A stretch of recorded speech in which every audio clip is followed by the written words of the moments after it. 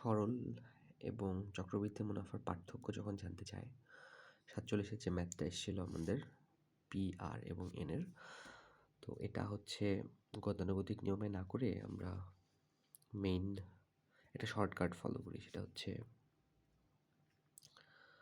প্রথমে আমার এখানে পি হচ্ছে 100 ইন্টু 10%, মানে আমি হচ্ছে 10/100 নিব, ঠিক আছে? নিলে হচ্ছে প্রথম বছরের জন্য আমি একটা বক্স করব,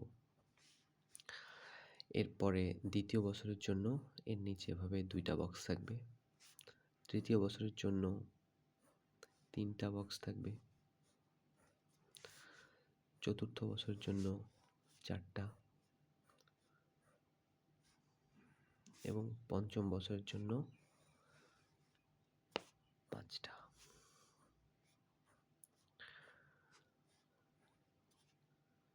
এরপর এই যেটা আমি করলাম যে 100-এর 10%, এখানে যে 100-এর 10% আছে সেটা, এটা করলে তো আসে 10, এখানে সবগুলোতেই 10 বসাই দিব আমি, ঠিক আছে? যদি 10 বসাই দিই, এখানে যে ভ্যালুটা পাবো সেটা হবে সরল মুনাফা। 1 2 3 4 5, 5 10 কত? 50। তাহলে আমার যদি আমি করি যে 10% হার মুনাফায় 100 টাকার 5 বছরের মুনাফা, 5 বছরের মুনাফা কত হয় দেখি। আমি যদি ফর্মুলা দিয়ে করি যে I equal P N R, P হচ্ছে আমার 100, এন হচ্ছে আমার 5, আর হচ্ছে আমার 10/100, 0 0 ক্যান্সেল আউট, 5 10 50। তাহলে এটাকে আমি এভাবে না করে এভাবে করে ফেললাম, ঠিক আছে? এখন কি করতে হবে? এখন এই 10%-এর আবার 10% নিতে হবে, যেহেতু আর এবার চক্রবৃদ্ধির জন্য করবো। তাহলে 10-এর 10% কত হয়? 10 গুণন 10/100, তার মানে হয় 1, তাই না? তার মানে হয় 1, তাহলে এখানে হবে 11, সরি 11 না, এখানে হবে 1, যেহেতু 1 আসছে। এবার এখানে তো 1 আসছেই, এখানে যেহেতু 1 আসছে তাহলে এই ঘরগুলোতেও সবাই 1, তাই না? তাহলে এবার এই যে 10 আর 1 11, এই 11-এর 10% নিতে হবে এবার। তাহলে 11 গুণন 10/100 যদি করি তাহলে আমার আসে কত? 110/100 মানে 1.1, তাহলে এখানে হবে 1.1, তাহলে এই বাকি ঘরগুলোতে 1.1। তাহলে এবার আমার টোটাল কত হলো? 10 11 11 12 12.1, এই 12.1-এর 10%, তাহলে 12.1 গুণন 10/100, তাহলে এখানে কত আসতেছে আমাদের?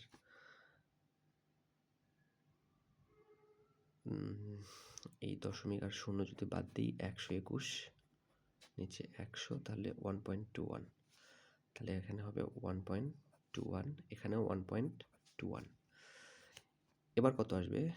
10 11 12 12.1 13 13.1 13.1 আর হচ্ছে 0.2 যদি করি, 13.1 যোগ 0.2 0.2 না, অ্যাকচুয়ালি 0.21 যদি করি আমাদের, তাহলে আসে 13.30। এর 10% নিতে হবে, তাহলে গুণন 10/100। তাহলে আমি যদি এই 0 আর এই দশমিক একটা কেটে দিই তাহলে আমার থাকে 13.3, নিচে হচ্ছে আমি একটা 10 নিলাম, এখানে 133/1000, নিচে হচ্ছে 1000। ঠিক করলাম কি না? এই ক্যালকুলেশনটা অন্যভাবে করি, এটা হচ্ছে ভুল মনে হচ্ছে। 30.30 গুণন হচ্ছে 10, নিচে 100, তাহলে এটা কেটে দিই, নিচে থাকে তাহলে 10, তাহলে 1330, নিচে হচ্ছে 10 গুণন 30, এখানে 100 নিলাম, ঠিক আছে। তাহলে এই 0 কাটা, তাহলে আসে 1.33 আসে, তাহলে এখানে হবে আমার 1.33। আমার মনে হয় 5 বছরের বেশি দিবে না, 47 খুবই হঠকারিতা করছিল, তো এবার এগুলো আমাকে যোগ করতে হবে, এই বিষয়গুলো। তাহলে এখানে কত হয়, 1 2 3 4, এখানে হয় 1 2 3, তাহলে 3.3, তাহলে এখানে হবে 2.42, আর এখানে 1.33। এবার আমি যদি এই সবগুলো যোগ করি তাহলে চক্রবৃদ্ধি মুনাফাটা পেয়ে যাব। তাহলে এই 50 হচ্ছে শুধু আমার সরল মুনাফা, আর এই 50 সহ বাকিগুলো যদি আমি যোগ করি তাহলে আমি পাবো চক্রবৃদ্ধি মুনাফা।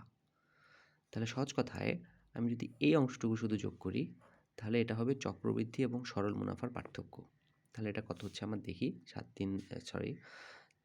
3 7, 7.3, 7.3, তাহলে 2 9, তাহলে হচ্ছে 2.42 যদি আমি করি তাহলে 4 3 7, 9.72, তাই না? আর এর সাথে যদি 1.33 করি, 1.33, তাহলে আমার সে 9 রেখে 10, আর এখানে 7 3 কত হয় 10, 100, আর 3 2 5, 105, মানে হচ্ছে 11.05, 11.05%। তো এটা হচ্ছে আমার আনসার হবে চক্রবৃদ্ধি এবং সরল মুনাফার। এটা করতে খুব বেশি সময় লাগবে না।